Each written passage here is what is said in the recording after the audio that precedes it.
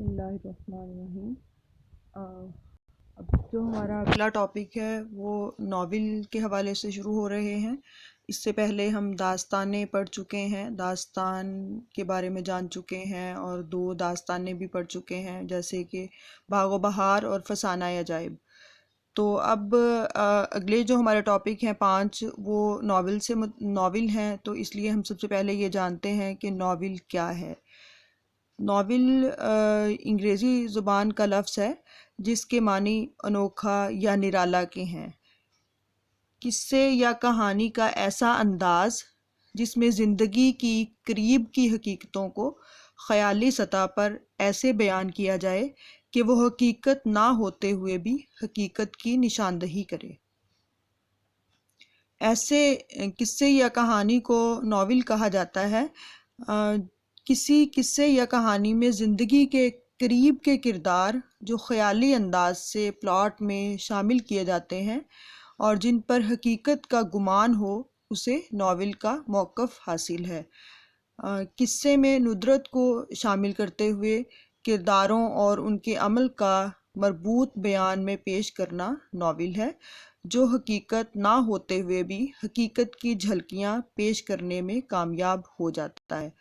Novel وسیع canvas کا احاطہ کرتا ہے، اس لیے ناول میں مافوق الفطرت عناصر اور کردار کا دخل نہیں۔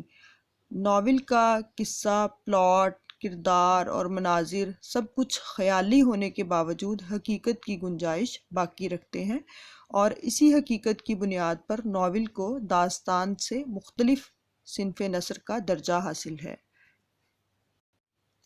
ناول میں ایسے قصے یا کہانی کو پیش کیا جاتا ہے جس میں زندگی کے حقائق ملتے ہیں، عقلی اعتبار سے سماج میں پیش آنے یا پیش آئے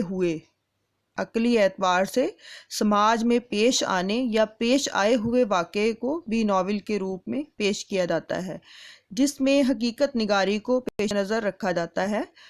ناول زیادہ طویل نہیں ہوتے۔ کسی ناول کو لکھنے کے لیے کہانی، پلاٹ، کردار، مکالمے، زمان و مکان یا پس منظر، نظریہ حیات، اسلوب کے علاوہ کسی بھی کہانی کی طرح کسی بھی ناول میں ابتدا، عروج اور تصادم کے ساتھ ساتھ اختتام کا بھی لحاظ رکھنا ضروری ہے۔ ناول کے کرداروں میں بھی کشمکش کا انداز موجود ہوتا ہے۔ ناول کے کرداروں میں زندگی کی قربت اور تحریک کا ہونا ضروری ہے۔ اچھے برے ہر قسم کے کرداروں کی عکاسی ناول میں محسوس کی جا سکتی ہے۔ ناول کا پلاٹ چست اور جچا تلا ہونا چاہیے، مکالمے مختصر اور جامع کے ساتھ برموقع اور متاثر کن ہونے چاہیے۔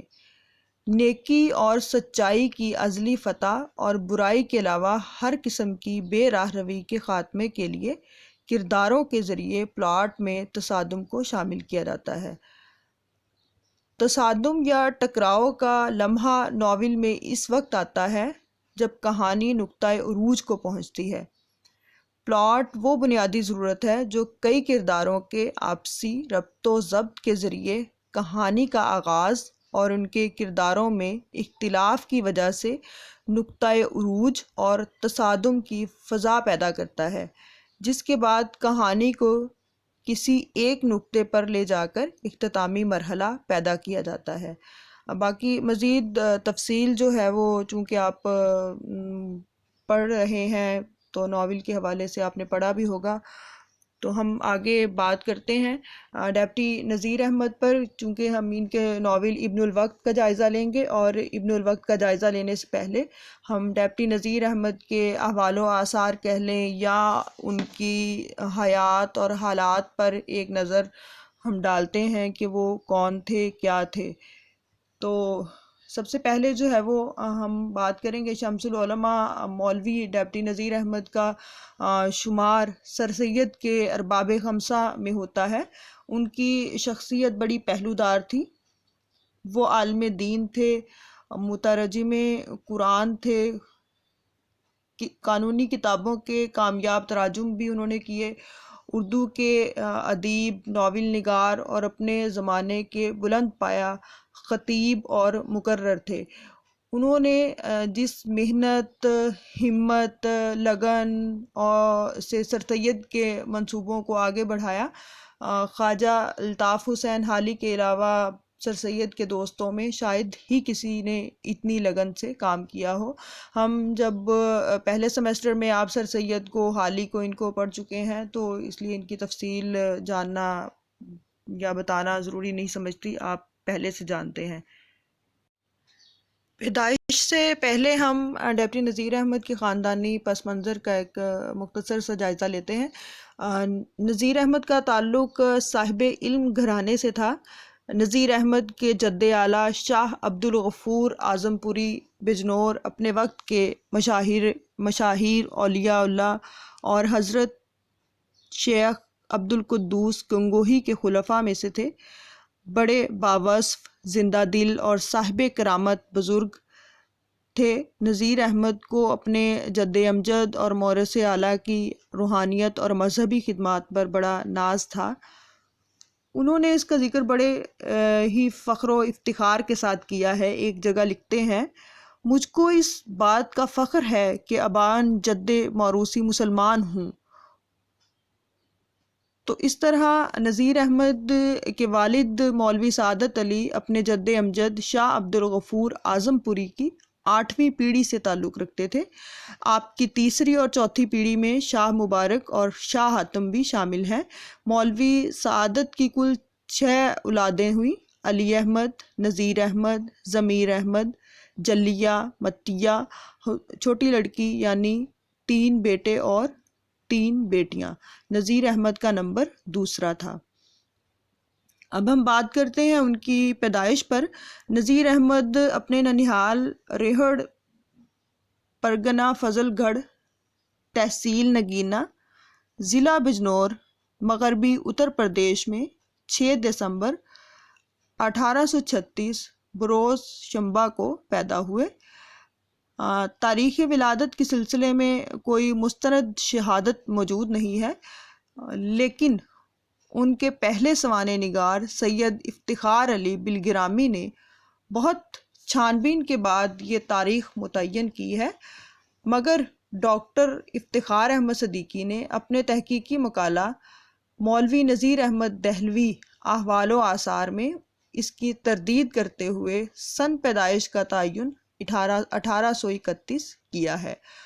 اور بھی کئی مصنفوں نے نذیر احمد کا سال پیدائش 1831 ہی دیا ہے، لیکن خود نذیر احمد نے ترجمہ تعزیرات ہند کے صلے میں ڈپٹی کلکٹری کے لیے حکومت کو کوائف مہیا کیے، تو ان میں عمر 21 دسمبر 1833 بیان کی۔ مالک رام نے توبۃ النصوح کا تعارف لکھتے ہوئے 1833 ہی کو ان کی تاریخ پیدائش مانا ہے۔ اگر نذیر احمد کے بیان کو صحیح مان لیا جائے تو کیا دہلی کالج میں داخلے کے وقت نذیر احمد کی عمر 12 سال تھی؟ 1831 کے لحاظ سے 14 سال ہوتی ہے۔ یہ عمر تو قابل قبول معلوم ہوتی ہے، اس لحاظ سے 1831 زیادہ درست معلوم ہوتا ہے۔ تو اس طرح کچھ اس میں تضاد ہے ان کی پیدائش کے بارے میں۔ تو ایسے سوالات بہت کم پوچھے جاتے ہیں جس میں تضاد پایا جاتا ہو، تو بہرحال آپ ذہن میں رکھیے گا۔ اب ہم ان کے ابتدائی خاندانی حالات پر بات کرتے ہیں۔ نذیر احمد کی پیدائش ان کے ننیال میں ہوئی۔ اس کی وجہ یہ تھی کہ نذیر احمد کے نانا قاضی غلام علی شاہ صاحب جائیداد تھے اور خوشحال گھرانے سے تعلق رکھتے تھے۔ انہوں نے اپنے داماد مولوی سعادت علی کو اپنے ہی ساتھ رکھ لیا تھا۔ سبھی گاؤں ریہڑ میں رہتے تھے۔ یہ ایک آسودہ حال گھرانہ تھا۔ مولوی سعادت علی صاحب نہایت منکسر المزاج اور درویش صفت واقع ہوئے تھے۔ وہ جھگڑے، فساد وغیرہ سے گھبراتے تھے اور پرسکون زندگی پسند کرتے تھے۔ شاید اسی صفت کی بنا پر وہ ہمیشہ منصب اور جائیداد سے بے نیاز رہے۔ چنانچہ نذیر احمد کے نانا کے انتقال کے بعد جب جائیداد کے سلسلے میں جھگڑے اٹھ کھڑے ہوئے تو سسرالی جائیداد کا خیال ترک کر کے نذیر احمد کے والد اپنی اہلیہ کو ساتھ لے کر بجنور آ گئے اور اپنے آبائی مکان میں رہنے لگے۔ اس وقت نذیر احمد کی عمر 4 سال تھی۔ بجنور آنے کے بعد نذیر احمد کے والد کو معاش کی فکر ہوئی۔ انہوں نے کچھ دنوں تک شکر یعنی کھنڈ سازی کا کام کیا، لیکن یہ کام ان کی طبیعت کے موافق نہ تھا، لہٰذا اس کو چھوڑ کر معلمی کے پیشے کو اپنا ذریعہ معاش بنا لیا اور گھر جا کر رئیسوں کے بچوں کو پڑھانے لگے۔ نذیر احمد کے والد مولوی سعادت علی صوم و صلات کے پابند، نیک اور وزادار تھے، مذہبی عقائد کی سختی سے پابندی کرتے تھے، فارسی اور عربی میں مہارت حاصل تھی، شعر و ادب کا بھی ذوق رکھتے تھے۔ معاشی اعتبار سے یہ غریب رہے اور ہمیشہ خستہ حال زندگی بسر کی۔ نذیر احمد کے بڑے بھائی علی احمد عربی زبان کے عالم اور پایہ کے ادیب تھے۔ انہوں نے نذیر احمد کے ساتھ دلی کالج میں تعلیم پائی تھی۔ تعلیم سے فارغ ہو کر وہ کافی دنوں تک سررشتہ تعلیم میں ملازم رہے۔ سررشتہ سے مراد شعبہ یا ڈپارٹمنٹ ہے، تو سررشتہ تعلیم یعنی تعلیم کے شعبے میں، تعلیم کے ڈپارٹمنٹ میں ملازم رہے اور ایک عرصے تک بریلی کالج میں عربی کے استاد بھی رہے۔ آخر میں ڈپٹی انسپکٹر مدارس حلقہ بجنور مقرر ہوئے۔ اس منصب سے آخر کار سبکدوش ہوئے اور پینشن پائی۔ 17 دسمبر 1990 کو بجنور میں ہی انتقال ہوا۔ نذیر احمد کے چھوٹے بھائی ضمیر احمد اپنی ماں کے پاس رہتے تھے۔ انہیں ماں کے بیجا لاڈ پیار نے بگاڑ رکھا تھا، اس لیے زیادہ تعلیم حاصل نہیں کر سکے۔ اب ہم ان کے بچپن کے حوالے سے بات کرتے ہیں تو نذیر احمد 4 سال اپنے ننیال میں رہے۔ نانا کے انتقال کے بعد اپنے آبائی گاؤں بجنور لوٹ آنا پڑا۔ بچپن ہی سے ذہین ہونے کے ساتھ ساتھ شریر بھی تھے۔ ان کے سوانح نگاروں نے لکھا کہ ہونہار اور ہوشیار لڑکوں کی طرح بچپن میں نہایت چلبلے تھے، یہاں تک کہ انہوں نے کبھی ایک نشست میں مکمل حجامت نہیں بنوائی، بار بار اٹھ کر بھاگتے تھے اور پکڑ پکڑ کر لائے جاتے تھے، تب کہیں گھنٹوں میں حجامت بنتی تھی۔ جسم پر جا بجا چوٹوں کے نشان تھے، یہ سب شرارتوں کی نشانیاں تھیں۔ مکتب کے مولوی کے قابو میں نہیں آتے تھے۔ ذہانت کے ساتھ ساتھ جو فطانت ہوتی ہے وہ بچپن سے ہی ان میں کوٹ کوٹ کر بھری ہوئی تھی۔ افتخار عالم بالگرامی ان کے بارے میں اسی طرح کی تحریر لکھتے ہیں۔ جس طرح ہم بات کر رہے تھے کہ وہ ہوشیار لڑکوں کی طرح چلبلے تھے اور ایک نشست میں پوری حجامت بھی نہیں بنواتے تھے، بلکہ 2 بار اور 100 بار گرفتار ہو کر آتے تھے تو آدھی پوری ہوتی تھی، اس وجہ سے انہیں چوٹیں بھی لگتی تھیں۔ اور مزید لکھتے ہیں وہ، بے وضو نماز کا پڑھنا گویا ایک معمولی بات تھی۔ یہ ڈپٹی نذیر احمد کے بارے میں انہوں نے لکھا ہے، بے وضو نماز کا پڑھنا گویا ایک معمولی بات تھی، اکثر ایسا ہوا ہوگا کہ سحری اور افطاری کے لالچ میں روزے رکھے ہوں گے، اور کچھ عجب نہیں کہ پوشیدہ طور پر توڑے بھی ہوں۔ تو اس طرح جو ہے وہ ان کے بارے میں کچھ معلومات ملتی ہیں۔ اب ہم آگے بات کریں گے ماحول پر کہ انہوں نے کس طرح کے ماحول میں زندگی گزاری۔ نذیر احمد نے اگرچہ ایک آسودہ اور علمی گھرانے میں آنکھ کھولی، لیکن نانا کے انتقال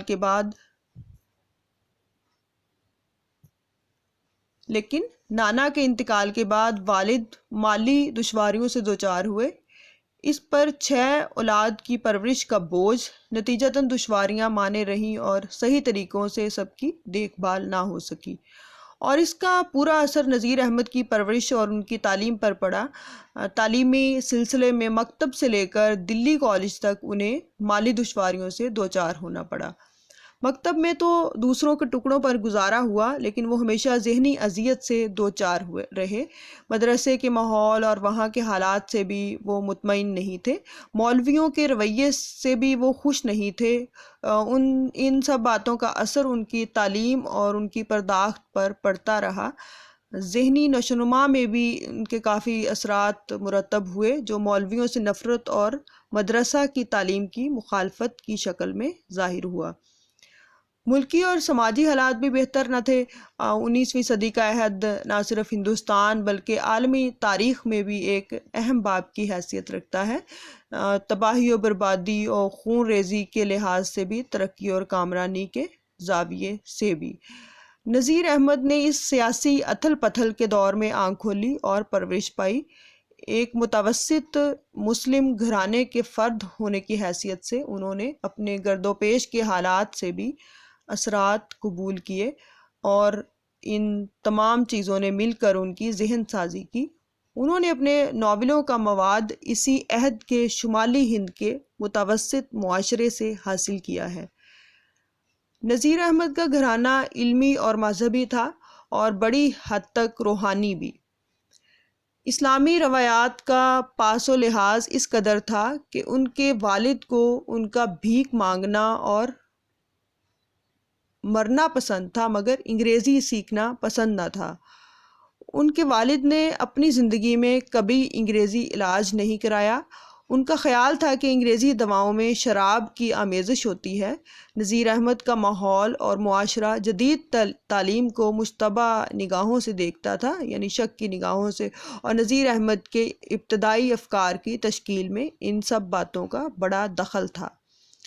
یہ جب انگریز ہندوستان میں آئے ہیں تو وہاں پر جب وہ صنعت سازی لے کر آئے ہیں اور جدید ایلوپیتھک میڈیسن لے کر آئے ہیں، تو جو مسلمان طبقہ تھا، اور جو کٹر مسلمان کہہ لیں یا کچھ زیادہ جو قدیم ذہن رکھنے والے تھے، تو انہوں نے اس بات کو قبول نہیں کیا کہ وہ ان کی کسی بھی چیز کو استعمال کریں، ان کا بنایا ہوا کپڑا پہنیں، ان کی بنائی ہوئی میڈیسن دواؤں کا استعمال کریں۔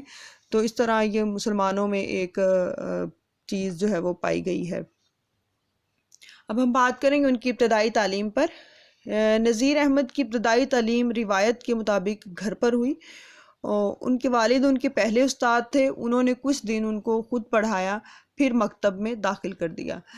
لیکن ان کے والد مولوی سعادت علی مکتب کی تعلیم سے زیادہ مطمئن نہ تھے، اس لیے انہوں نے نذیر احمد کو مکتب سے اٹھا لیا اور خود فارسی اور عربی کی تعلیم دی۔ اس طرح انہوں نے بچپن ہی میں دوسری کتابوں کے علاوہ مینا بازار، پنج رکا اور سہ نثر ظہوری ختم کر لی تھی۔ 9 سال کی عمر تک وہ اپنے والد سے تعلیم حاصل کرتے رہے، جس میں تعلیم سے کہیں زیادہ تربیت پر زور دیا گیا تھا۔ والد نے ابتدائی تعلیم کے ساتھ ان کو شریفانہ زندگی گزارنے کے طور طریقے سکھائے، جس کا اثر نذیر احمد کی بعد کی زندگی پر بہت گہرا مرتب ہوا، اور نذیر احمد نے تمام عمر دیانت، مشقت اور سلیقے سے زندگی گزاری۔ مزید تعلیم پر اگر بات کریں تو والد نے ابتدائی تعلیم خود دینے کے بعد مزید تعلیم کے لیے اپنے وقت کے جید عالم مولانا عبد العلیم نصر اللہ خان کی شاگردی میں دے دیا۔ مولوی صاحب علم آدمی تھے اور عربی کے زبردست عالم فاضل تھے۔ اس وقت بجنور میں ڈپٹی کلکٹر کے عہدے پر مامور تھے۔ خاندانی مراسم اور درس و تدریس سے دلچسپی ہونے کی وجہ سے انہوں نے بڑے ہی شوق سے اس ذمہ داری کو قبول کیا۔ دونوں بھائی نذیر احمد اور ان کے بڑے بھائی علی احمد ڈپٹی صاحب سے پڑھنے لگے۔ کچھ عرصے بعد ڈپٹی صاحب کا تبادلہ مظفر نگر ہو گیا۔ وہ دونوں بھائیوں کو والد کی اجازت سے اپنے ساتھ مظفر نگر لے گئے اور تعلیم کا سلسلہ جاری رہا۔ مظفر نگر کے بعد ڈپٹی صاحب کا تبادلہ اعظم گڑھ ہو گیا۔ اس کے علاوہ ان کی مصروفیات میں بھی اضافہ ہو گیا۔ تب انہوں نے نذیر احمد کے والد کو دونوں بچوں کو مزید تعلیم دینے کے لیے دلی بھیجنے کا مشورہ دیا۔ نذیر احمد اس وقت عربی کی بنیادی کتابیں پڑھ چکے تھے۔ نذیر احمد ڈپٹی صاحب کی 5 سالہ محبت میں نحو عربی میں شرح ملا تک، منطق میں تہذیب اور میر قطبی اور فلسفے میں ینبدی تک پڑھا۔ ڈپٹی صاحب دونوں بچوں کی ذہانت اور صلاحیت سے متاثر تھے اور اکثر لوگوں سے ان کا ذکر بھی کیا کرتے تھے۔ نذیر احمد کی شخصیت کی تعمیر میں ڈپٹی صاحب کا بہت بڑا حصہ ہے۔ یہاں تعلیم کے ساتھ ساتھ نذیر احمد کی عمدہ تربیت بھی ہوئی، جس کا اثر ان پر تمام عمر رہا۔ دہلی مدرسے میں داخلہ ان کا کیسے ہوا؟ نذیر احمد کے والد مولوی سعادت علی کو بچوں کو مزید تعلیم دینے کے لیے دہلی بھیجنے کی ڈپٹی صاحب کی تجویز بہت پسند آئی، اور دلی ان دنوں علم و فضل کا مرکز اور تعلیم و تربیت کا گہوارہ تھی، جہاں سے ہر کوئی جو ہے وہ فیض پاتا اور تعلیم حاصل کرتا تھا۔ لاتعداد بہت سے طالب علم دوسرے شہروں سے آتے، کیونکہ آنے والوں کو دلی میں معاشی فراغت میسر آتی، اور وہ اسی ذریعہ حصول معاش کی غرض سے مدتوں رہتے۔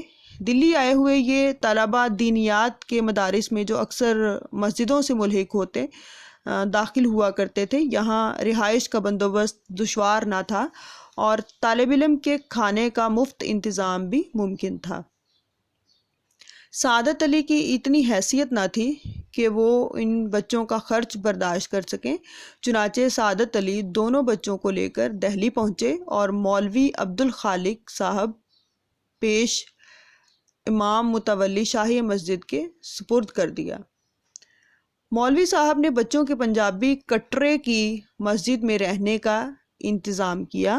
کٹرا جو ہے وہ محلے کو کہا جاتا ہے، کہیں محلہ کہا جاتا ہے، کہیں کٹرا کہا جاتا ہے، اور کہیں کوٹ کہا جاتا ہے، جیسے ہمارے ہاں شور کوٹ، شاہ کوٹ، کوٹ ادو۔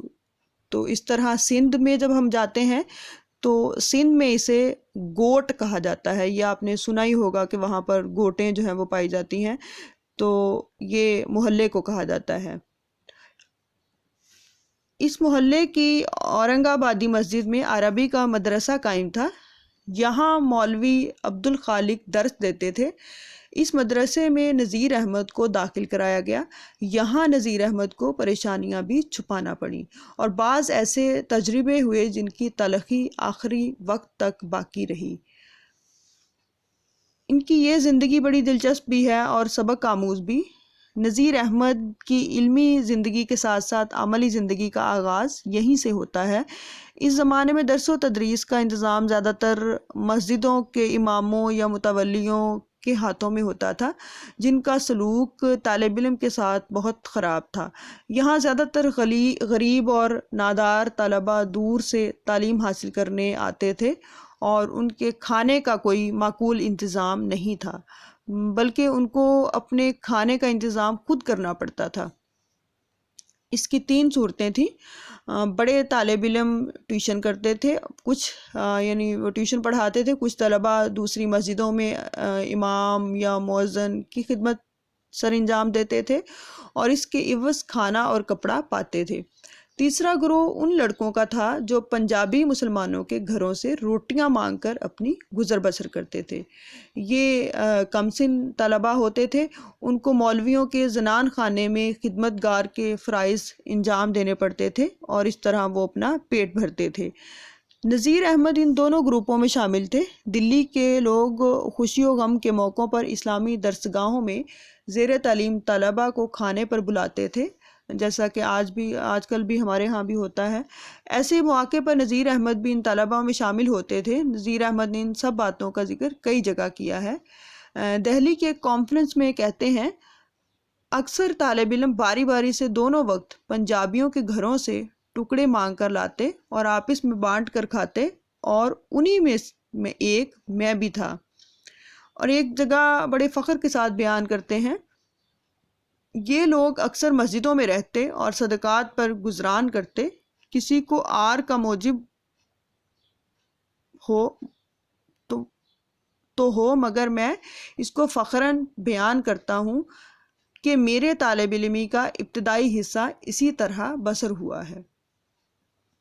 ایک موقع پر انہوں نے اپنے شاگرد مرزا فرحت اللہ بیگ کو بتایا، آپ فرسٹ سیمیسٹر میں مضامین فرحت کو پڑھ چکے ہیں، تو مرزا فرحت بیگ نے نذیر احمد پر ایک خاکہ لکھا ہے، نذیر احمد کی کہانی، کچھ ان کی کچھ میری زبانی، اور یہ ان کے شاگرد تھے، اور باقاعدہ 2 سال جو ہے وہ انہوں نے فرحت اللہ بیگ نے ڈیپٹی نذیر احمد سے پڑھا، ان کو قریب سے دیکھا اور ان کے بارے میں جو ہے وہ صحیح رائے جو ہے وہ پیش کی ہے۔ ان کی زندگی کا صحیح سانچہ کھینچا ہے، یہ بھی آپ کے لیے پڑھنا بہت ضروری ہے۔ اس مضمون کو آپ دوبارہ پڑھیے گا۔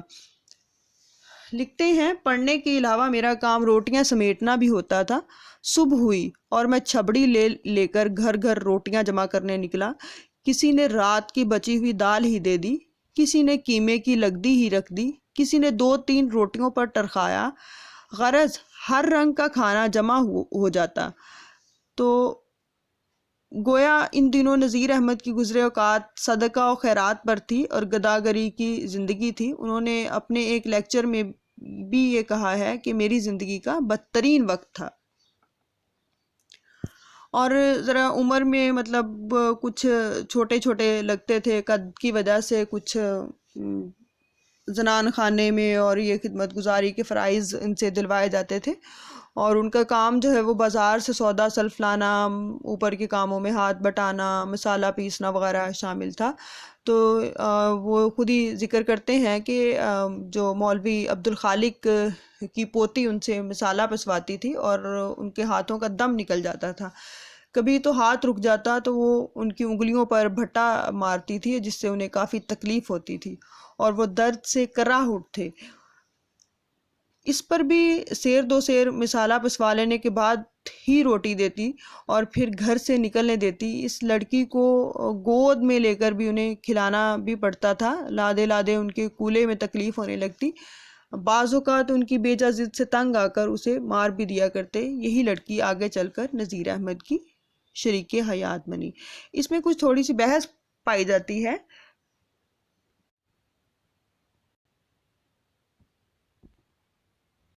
جس لڑکی کو مولانا گود میں لیے پھرتے ہوں اور اس کا فرق صرف یا اس کی عمر جو ہے وہ اس وقت 3 سال تھی، تو اتنی قلیل مدت میں اس کا اس قدر بڑا ہو جانا کہ نذیر احمد سے زبردستی مسالے پسوانا اور بٹا چھین کر انہیں جو ہے وہ ان کی انگلیوں پر مارنا، تو یہ ہرگز جو ہے وہ قرین قیاس نہیں ہے۔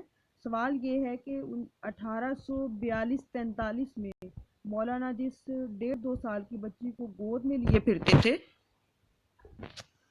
سوال یہ ہے کہ 1842-43 میں مولانا جس 1.5-2 سال کی بچی کو گود میں لیے پھرتے تھے، وہ 1845 میں اتنی بڑی ہو گئی کہ ان پر حکم چلانے لگے۔ کہا جا سکتا ہے کہ وہ بچی جسے مولانا گود میں لیے پھرتے تھے، اس سے مولانا کی شادی کی روایت قابل یقین نہیں ہے، کیونکہ وہ بچی جو ہے وہ اس وقت 3 سال کی تھی، اور پھر اتنی کم عرصے میں اس کا اتنا بڑا ہو جانا اور نذیر احمد سے مثالیں پسوانا، تو یہ جو ہے یہ باتیں جو ہے وہ قابل غور ہیں۔ گھر گھر روٹی مانگنے اور گھروں میں کام کرنے کی وجہ سے ان کو دہلی کے شریف گھروں کی عورتوں سے قریب ہونے کا موقع ملا۔ ان کی تہذیب و معاشرت، نشست و برخاست کو دیکھنے اور ان کی گفتگو سننے، اس کا اثر ان کے ناولز میں آیا۔ یہ آپ نے غور کرنا ہے اس بات پر، اس بات کو ذہن میں رکھنا ہے کہ گھر گھر روٹی مانگنے اور گھروں میں کام کرنے کی وجہ سے ان کو دہلی کے شریف گھروں کی عورتوں سے قریب ہونے کا موقع ملا۔ ان کی تہذیب و معاشرت، نشست و برخاست کو دیکھنے اور ان کی گفتگو سننے، ان کی نوک جھونک، لڑائی جھگڑے وغیرہ کو قریب سے دیکھنے کا موقع ملا۔ اس تجربے نے آگے چل کر ان کے ناولوں کے لیے زمین اور زبان دونوں فراہم کی۔ کٹرا والی مسجد کی طالب علمی کے زمانے میں نذیر احمد کو اور بھی بہت سی تکلیفیں اور پریشانیاں اٹھانی پڑی، جن کو وہ آخری عمر تک نہ بھلا پائے اور دوسروں کو سناتے رہے۔ مسجد میں سونے کے لیے معمولی بستر تو درکنار، تن ڈھکنے کے لیے نہ ڈھنگ کا کپڑا میسر تھا، نہ پڑھنے کے لیے کتابیں۔ 10-12 طالب علموں کے واسطے صرف ایک کتاب ہوتی تھی، ایک پڑھتا، باقی سب سنتے تھے۔ مسجد میں پتھروں کی سلیں بچھی ہوتی تھی اور گرمیوں میں تپتی تھی اور سردیوں میں برف کی طرح سرد ہوتی تھی۔ نذیر احمد کو جب کوئی کتاب میسر آ جاتی تو وہ اسی سرد و گرم فرش پر کوہنیاں ٹکا کر اسے پڑھتے تھے، تو اس وجہ سے ان کی کوہنیوں پر زخم ہو گئے تھے، جس کے نشان مرتے دم تک رہے۔ رات کے وقت جب نیند آتی تو مسجد کے ٹاٹ کے کسی صف میں لپٹ کر سو جاتے۔ اکثر صبح مؤذن لات مار کر انہیں لڑکھا دیا کرتا۔ تو ان دشواریوں اور محنتوں اور ریاضتوں سے نذیر احمد نے اپنی تعلیم جاری رکھی اور پورے انہماک سے تحصیل علم میں مشغول رہے۔ حالت یہ تھی کہ پنجابی کٹرے کی مسجد میں تعلیم کے دوران میں روشنی کے لیے سبھی طلباء کو روئی اور تیل دیا جاتا تھا۔ دیگر طلباء کی طرح مولانا کو بھی بتی کے واسطے تھوڑی سی روئی اور تیل دے دیا جاتا تھا۔ جن طالب علموں کے پاس تیل زیادہ جلتا تھا وہی تعریف کا مستحق ہوتا تھا۔ اس تعریف کے اہل مولانا ہی ثابت ہوتے تھے، کیونکہ اور سب طالب علم سو جاتے تھے اور تنہا مولانا چراغ کے آگے اپنا سبق یاد کرتے تھے۔ اگر یہ نہ کرتے تو آج مولانا کو کون جانتا۔ مسجد کے ناسازگار حالات میں اور بہت سے طالب علموں کی طرح یہ بھی گمنامی کے اندھیرے میں کھو جاتے۔ اورنگ آباد مسجد میں قیام اور طالب علمی کے زمانے کی اتنی تلخ یادیں ان کی زندگی کا حصہ بن گئیں، اور وہ مسجدی مدرسے کے نظام تعلیم پر ہمیشہ حملے کرتے رہے۔ مدرسے میں مختلف فرقے اور مختلف خیال کے مولوی رہتے تھے، جن میں باہمی چشمک رہا کرتی تھی، اور یہ لوگ آپس میں لڑتے جھگڑتے بھی تھے، جن سے طالب علم پر برا اثر پڑتا تھا۔ دوسرے یہ مولوی ان لڑکوں کو طالب علم نہیں بلکہ اپنا خدمت گار سمجھتے تھے، اور ان کو طلباء کی تعلیم وغیرہ سے کوئی سروکار نہ ہوتا تھا۔ تو اس وجہ سے یہ بات ان کے ذہن میں بیٹھ گئی تھی کہ یہ جو ہے نا مولوی یا مساجد میں پڑھنے والے بچوں کے ساتھ جو ظلم ہوتا ہے، زیادتیاں ہوتی ہیں، وہ انہوں نے خود ان کو دیکھا تھا۔ اب آگے ہم بات کرتے ہیں دہلی کالج میں داخلہ۔ پہلے انہوں نے دہلی مدرسے میں ان کا داخلہ ہوا تھا، اور اب ہم بات کریں گے دہلی کالج میں ان کا کس طرح سے داخلہ ہوا۔ تو نذیر احمد بہت ذہین طالب علم تھے، اور علم حاصل کرنے کی لگن ان کو بے چین رکھتی تھی۔ مسجدوں کی زندگی اور مولویوں کی خدمت گاری سے وہ بہت دل برداشتہ رہتے تھے۔ اس زمانے میں دلی کالج کی بڑی دھوم تھی۔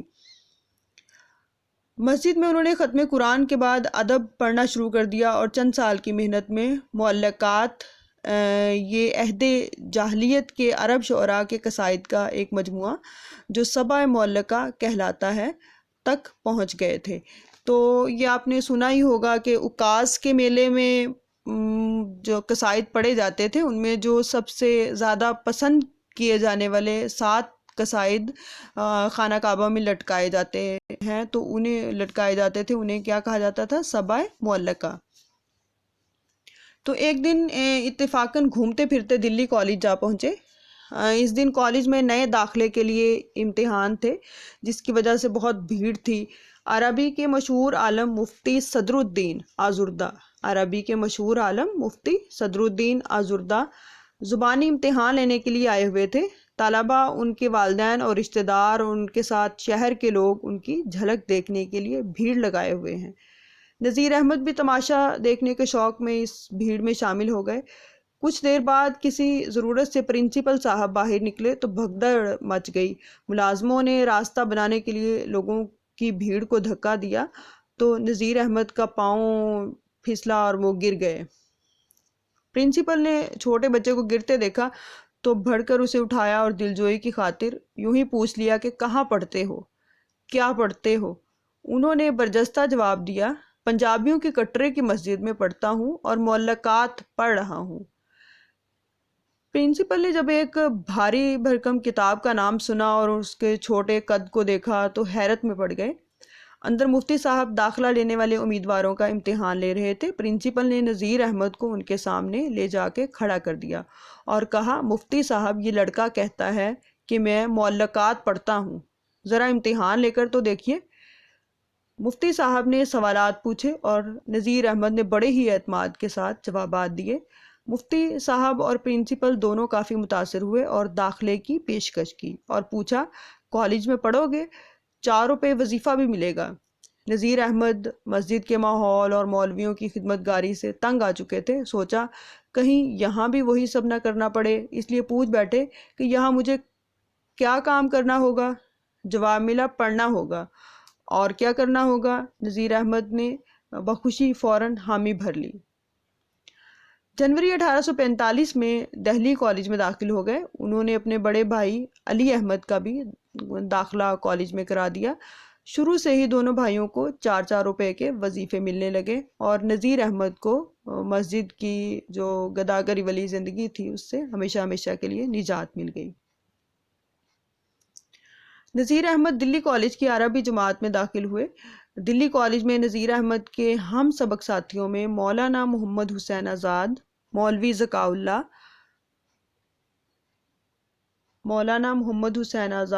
مولوی ذکاء اللہ، منشی کریم الدین، سید احمد خان اور پیارے لال عاشور تھے۔ یہ نام آپ تحریکوں میں بھی پڑھ چکے ہیں۔ ذکاء اللہ حساب کی جماعت میں، سید احمد خان فارسی کی جماعت میں اور پیارے لال عاشور انگریزی کی جماعت میں زیر تعلیم تھے۔ یہ لوگ ہمیشہ نذیر احمد کے قریب ترین ساتھیوں میں رہے۔ بعد میں یہ لوگ علم و ادب اور تہذیب و اخلاق کے پیکر بن کر ابھرے۔ کالج کی تعلیم کے اثر کی اگر بات کریں تو کالج کی تعلیم کا اثر یہ ہوا کہ ان لوگوں میں آزادی خیال اور آزادی رائے کے ساتھ قوم کا درد بھی پیدا ہوا۔ آزادی خیال اور آزادی رائے کے ساتھ قوم کا درد بھی پیدا ہوا اور یہ لوگ ملک و قوم کا سرمایہ ثابت ہوئے۔ ملت میں نئی فکر و آگہی کا چراغ ان ہی لوگوں کی وجہ سے روشن ہوا۔ نذیر احمد نے بھی قوم و ملت کو بہت کچھ دیا۔ دہلی کالج کی تعلیم نے نذیر احمد کی شخصیت میں بھی نمایاں تبدیلی پیدا کی۔ اس کے ذریعے وہ زندگی کی جدید قدروں سے واقف ہوئے۔ اس تعلیم کا اثر بہت دور رس ثابت ہوا۔ وہ تمام عمر کالج کی اعلیٰ تعلیم کا ذکر کرتے رہے۔ کالج کو جو ہے وہ انہوں نے اس کی تعریف بڑے کھلے الفاظ میں کی ہے۔ نذیر احمد کا خاص میدان عربی تھا، جس میں وہ سید احمد خان کے علاوہ اپنے تمام ہم اثروں میں ہمیشہ آگے رہے۔ نذیر احمد کالج کی عربی تعلیم سے مطمئن نہیں تھے، لہٰذا انہوں نے اپنی عربی تعلیم کے لیے کالج کے باہر بھی انتظام کر رکھا تھا۔ مولوی ملوک علی سے بھی کالج جاتے ہوئے راستے میں دوڑتے ہوئے عربی پڑھتے تھے، جو ایک بے حد مشکل کام تھا، لیکن شوق مطالعہ نے اسے بھی آسان بنا دیا تھا۔ مگر ریاضی، تاریخ اور جغرافیہ میں سب سے پیچھے تھے۔ وظیفہ کی وجہ سے کوشش کر کے امتحان ضرور پاس ہو جایا کرتے تھے۔ نذیر احمد نے اپنے والد کی ہدایت پر انگریزی کی تعلیم حاصل نہیں کی تھی۔ بعد میں دلی کالج کے پرنسپل مسٹر ٹیلر کے ترغیب دلانے اور دفتری ضروریات کے تحت انگریزی بھی پڑھی اور پڑھنے کا حق ادا کیا۔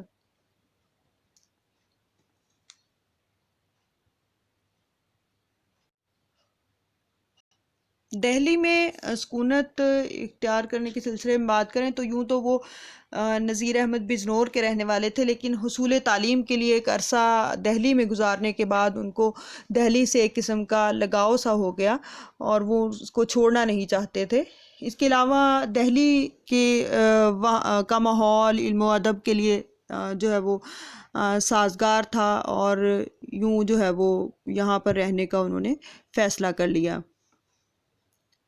نذیر احمد کو علم و ادب سے شغف تھا اور دہلی تہذیب و تمدن کے معاملے میں دنیا میں مشہور تھی۔ یہاں کے آداب، زبان کی نفاست، سلیقہ شعاری اور شائستگی کو دیکھ کر نذیر احمد دہلی کے گرویدہ ہو گئے۔ دین کے اعتبار سے بھی نذیر احمد دہلی کو ہندوستان کا مکہ مدینہ کہا کرتے تھے، اس لیے انہوں نے یہاں سکونت اختیار کر لی۔ اب اگر ہم ان کی شادی پر بات کریں تو دلی کالج میں زیر تعلیم ہی تھے کہ 1850-51 میں شادی ہوئی۔ یہ شادی نذیر احمد نے اپنی پسند سے کی تھی۔ اس شادی میں بجنور والے شریک نہیں تھے۔ یہ شادی انہوں نے مولوی عبدالخالق جو اورنگ آبادی مسجد میں نذیر احمد کے استاد تھے ان کے بیٹے مولوی عبدالقادر کی سب سے بڑی بیٹی صفیۃ النساء مولوی عبدالخالق کی پوتی سے کی تھی۔ یہ وہی لڑکی تھی جو مسجد کی طالب علمی کے زمانے میں نذیر احمد کو بہت پریشان کیا کرتی تھی۔ مولوی عبدالقادر مصور غم راشد الخیری کے دادا بھی تھے۔ نذیر احمد کی شادی محض کھیل کھیل میں ہو گئی۔ یہ واقعہ ان دنوں کا ہے جب نذیر احمد مولوی غلام حسین کے کارخانے کی کوٹری میں رہا کرتے تھے۔ اس کارخانے میں ایک ملازم برکت اللہ تھا۔ وہ اپنی شادی کے سلسلے میں نذیر احمد سے خط لکھوا کر ادھر ادھر بھیجا کرتا تھا۔ ایک دن نذیر احمد نے یوں ہی برکت اللہ کی جگہ ایک خط میں اپنا نام لکھ دیا۔ پھر کیا تھا کہ لڑکی والوں کی طرف سے چھان بین ہونے لگی۔ مولوی غلام حسین نے مولوی عبدالخالق سے اس کا ذکر کیا، دونوں نے اس بات پر اتفاق کیا، لہٰذا غلام حسین کی پہل پر عبدالقادر صاحب کی صاحبزادی سے رشتہ طے کیا گیا۔ مفتی صدر الدین آزردہ نے نکاح پڑھایا۔ نذیر احمد نے کبھی خواب میں بھی نہیں سوچا ہوگا کہ ہاتھ پر بٹا مارنے والی یہ شوخ و شریر لڑکی کبھی ان کی شریک حیات بنے گی، اور اکثر وہ اسے یہ کی طبیعت شوخ مزاج تھی، تو اکثر پچھلی باتیں یاد دلا دلا کر انہیں ستایا کرتے تھے، اپنی انگلیاں دکھا دکھا کر کہتے تھے کہ دیکھ نیک بخت، یہ سب تیری مار کے نشان ہیں، اور وہ بیچاری جھیمپ جاتی تھی۔ سسرال والوں کی خواہش نذیر احمد کو گھر داماد بنانے کی تھی، لیکن نذیر احمد کی غیرت نے اس کو گوارا نہ کیا۔ سسرال والوں کی بے حد اصرار پر وہ جو ہے وہ ان کے ساتھ رہتے ضرور تھے، لیکن دونوں کے کھانے کے 3 روپے ماہوار ادا کرتے تھے۔ چونکہ آسودہ گھرانہ تھا، کھانا اچھا کھایا جاتا تھا، لیکن جب کھانا نذیر احمد کے سامنے آتا تھا وہ دال روٹی پر قناعت کرتے تھے، اس لیے اتنے کم پیسوں میں سے عمدہ کھانا نہیں کھایا جا سکتا تھا۔ وہ سسرال سے دور ہی رہتے تھے، یہاں تک کہ معمولی تحفے تحائف بھی قبول نہیں کرتے تھے۔ مزاج کے تیکھے پن کی وجہ سے سسرال والے اکثر بد دل ہی رہتے تھے، ان کی بیوی بھی خوش نہیں رہتی تھی، اکثر تلخی رہتی تھی، لیکن یہ صورت عارضی تھی۔ مالی حالات بہتر ہوئے تو فارغ البالی بھی آئی اور گھر کا ماحول بھی خوشگوار ہو گیا۔ نذیر احمد کا مہر 11,000 روپے رکھا گیا، جو اس زمانے کے لحاظ سے بڑی رقم تھی۔ نذیر احمد کے پاس پھوٹی کوڑی بھی نہیں تھی۔ نذیر احمد نے یہ شادی والدین کی اجازت کے بغیر اپنی پسند سے کی تھی۔ اس زمانے کے لحاظ سے یہ بڑی بغاوت بھی تھی۔ والدہ بھی اس شادی پر خوش نہیں تھی اور انہوں نے مرتے دم تک اس رشتے کو قبول نہیں کیا۔ ان کی خواہش خاندان میں ہی شادی کرنے کی تھی۔ نذیر احمد میں خودداری کوٹ کوٹ کر بھری ہوئی تھی۔ انہوں نے شادی سے پہلے یہ شرط رکھی تھی کہ شادی کے بعد ان کے مکان میں نہیں رہیں گے، بلکہ وہ اپنی بیوی کا کل خرچہ خود اٹھائیں گے۔ اور مولوی عبدالقادر نے ان سے اقرار نامہ لکھوایا تھا کہ ان کی بیٹی کو پردیس نہ لے جائیں اور نہ اس کے جیتے جی دوسری شادی کریں گے۔ نذیر احمد کی اہلیہ بہت نیک طبیعت اور دیانتدار تھی، گھر کو بڑے اچھے طریقے سے انہوں نے سنبھالا، اور کیا بچوں کو تعلیم دلانے میں، اور وہ لڑکیوں کو گھر میں قرآن پڑھایا کرتی تھی، لکھنا نہیں جانتی تھی، صرف اردو اور معمولی فارسی کی کتابیں پڑھ سکتی تھی۔ تو جو فارغ البالی آئی یا گھر کے حالات جو بہتر ہوئے، اس میں ان کا بہت بڑا ہاتھ تھا۔ اب ہم ان کی دوسری شادی پر بات کرتے ہیں۔ پہلی شادی نذیر احمد نے اپنی پسند سے کی تھی، والدہ اس سے خوش نہیں تھی اور انہوں نے بہو کو کبھی قبول نہیں کیا، تو اس لیے وہ بضد رہی اس بات پر کہ ان کے رشتہ داروں میں وہ اپنی پسند سے شادی کریں گی۔ ماں کی ضد کے آگے نذیر احمد زیر ہو گئے اور انہوں نے 1888 میں ماں کے زور دینے پر ان کی پسند سے شادی کی، اور اس وقت نذیر احمد کی عمر 52 سال تھی۔ نذیر احمد اگرچہ اس کے خلاف تھے، کیونکہ اس سے پہلے وہ ایک ناول میں ان خیالات کا اظہار کر چکے تھے۔ تو محسنات جو ناول ہے ان کا، اس میں دوسری جو شادی ہے، دوسری بیوی ہے، اس کے بارے میں ذکر کیا گیا ہے۔ تو اس سے ان کی کوئی اولاد نہیں ہوئی، دونوں کے خیالات میں زمین آسمان کا فرق تھا، تو اس لیے یہ شادی کچھ زیادہ عرصہ نہیں چل سکی۔ نذیر احمد یوں تو کثیر الاولاد تھے، ان کو کل 20 بچے ہوئے، لیکن صرف 3 اولاد، 2 بیٹیاں سکینہ بیگم اور صغرا بیگم اور ایک بیٹے بشیر الدین احمد نے لمبی زندگیاں پائیں۔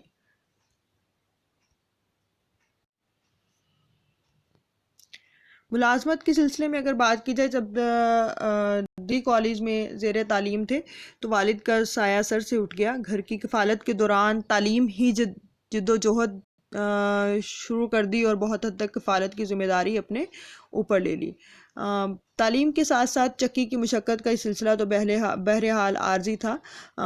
فراغت تعلیم کے بعد ملازمت کی فکر ہوئی۔ نذیر احمد دلی کالج میں 1845 میں داخل ہوئے تھے اور 1854 میں تعلیم مکمل ہوئی۔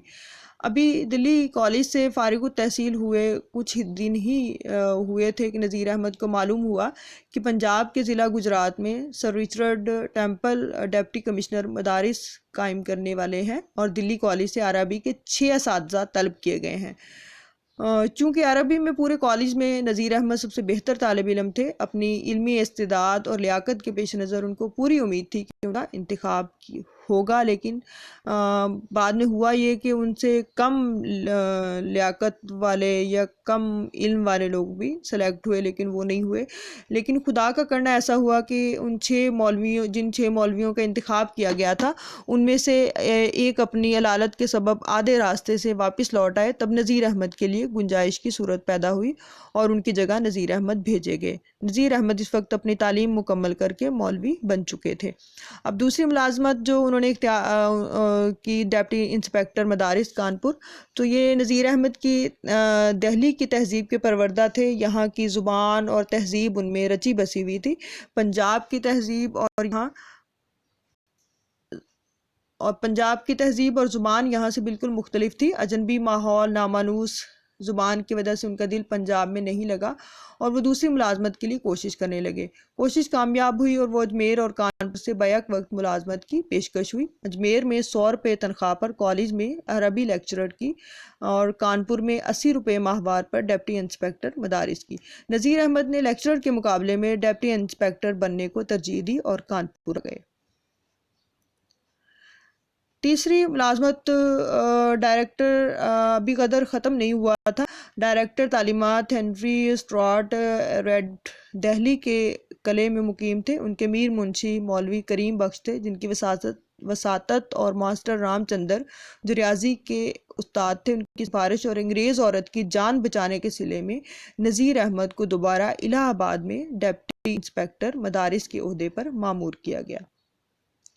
نذیر احمد الہ آباد پہنچ گئے اور ذمہ داری سنبھال لی۔ یہاں انہیں 100 روپے ماہانہ تنخواہ ملا کرتی تھی۔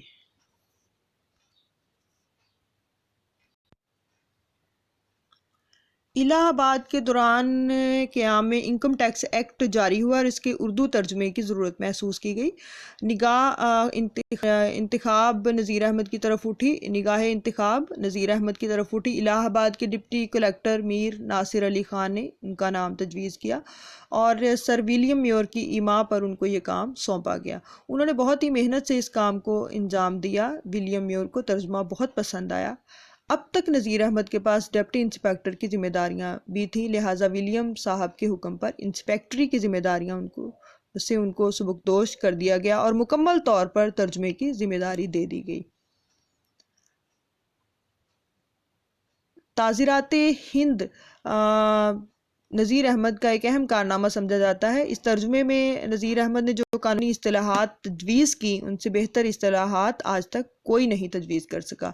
یہ ترجمہ آج تک مروج ہے۔ علاوہ ازیں نذیر احمد نے اس زمانے میں ریزیڈنٹ کشمیر کی لکھی ہوئی علم نجوم کی کتاب کا ترجمہ بھی کیا۔ اس پر انہیں 1000 روپے انعام ملا۔ بعد میں ضابطۂ فوجداری کی تصحیح فرمائی۔ یہ ترجمہ بھی بہت پسند کیا گیا۔ اس کے بعد قانون شہادت کا ترجمہ بھی کیا۔ بحیثیت تحصیلدار الہ آباد کے بعد انہیں تحصیلدار بنا کر کانپور بھیج دیا گیا۔ یہ واقعہ 1861 کا ہے۔ انہی دنوں تحصیلداری کا امتحان بھی ہونے والا تھا۔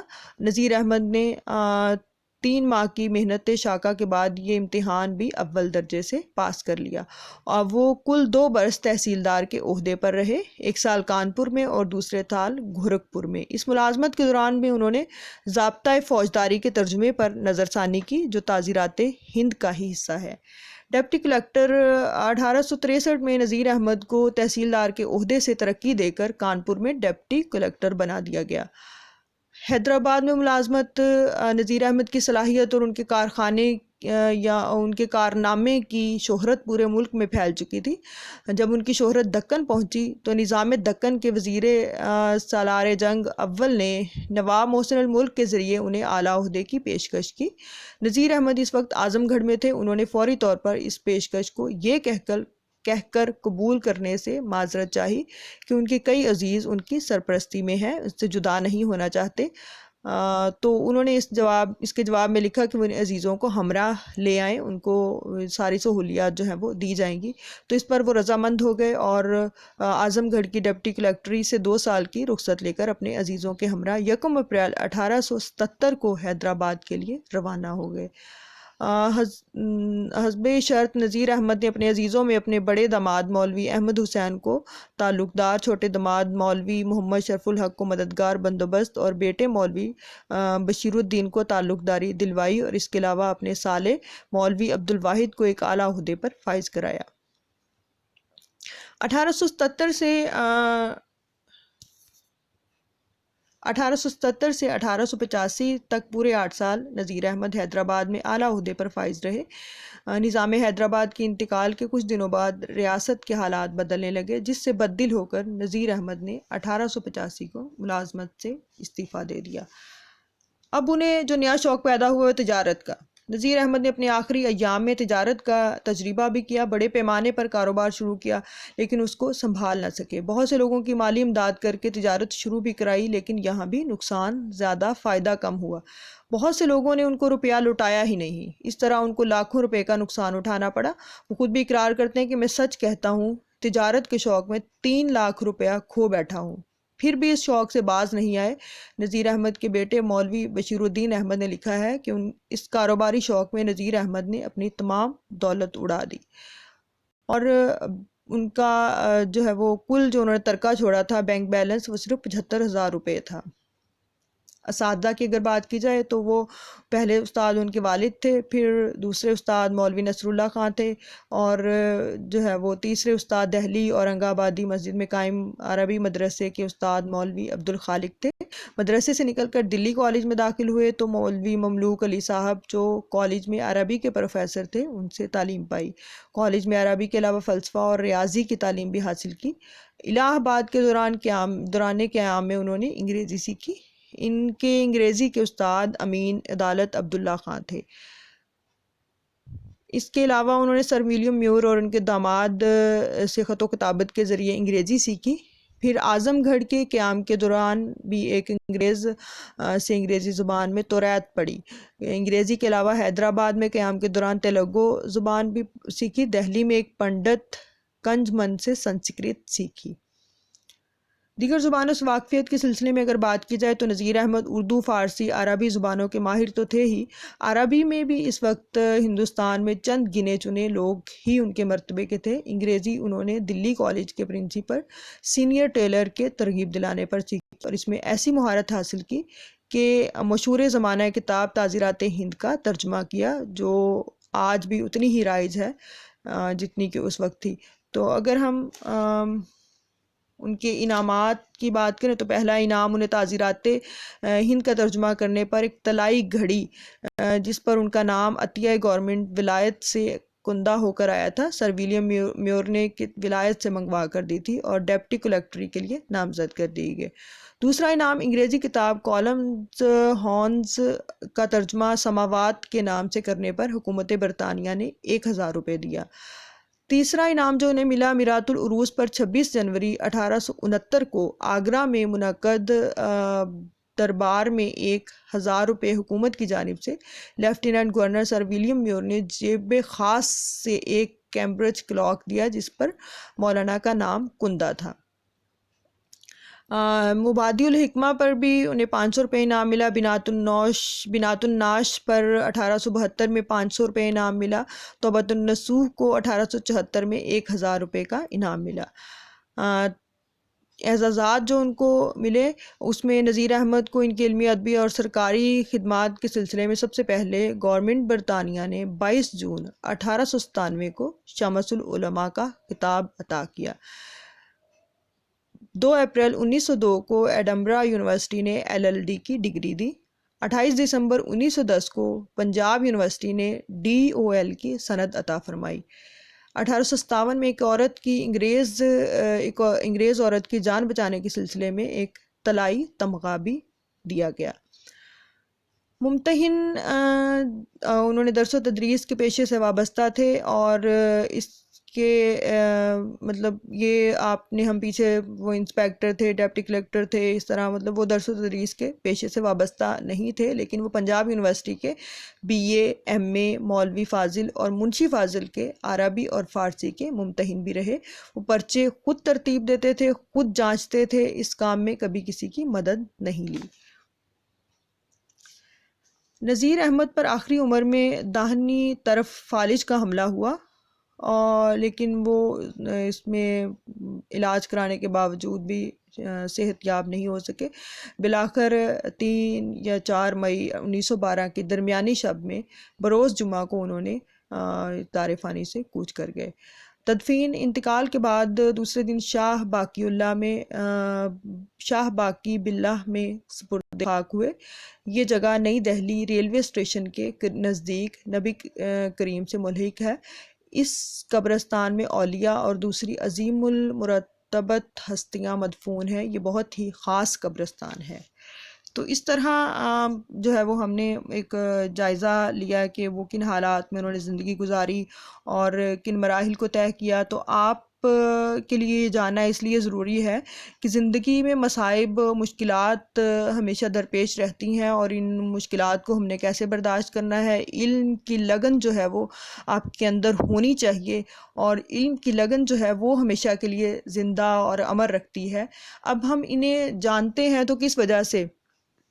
ان کے جو کارنامے ہیں، جو انہوں نے فن پارے پیش کیے ہیں، جو انہوں نے خیالات پیش کیے ہیں، ہم اس کی وجہ سے ان کا نام لیتے ہیں اور ان کو یاد رکھتے ہیں، اور ان کی چیزوں کو، ان کی تصانیف کو پڑھتے ہیں، ان کے ناولز کو، ان کے تراجم کو۔